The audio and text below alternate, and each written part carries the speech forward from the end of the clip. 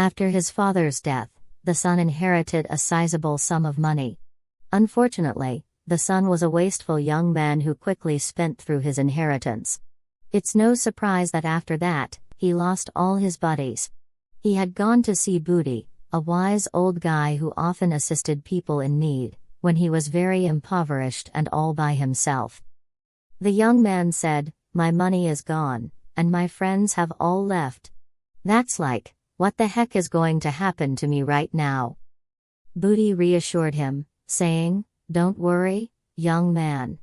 It's going to be okay in a little while. Stay patient, and in a short time you will be experiencing a dramatic uptick in your level of happiness." This made the young man quite happy. "Am I going to get rich again?" he questioned Budi.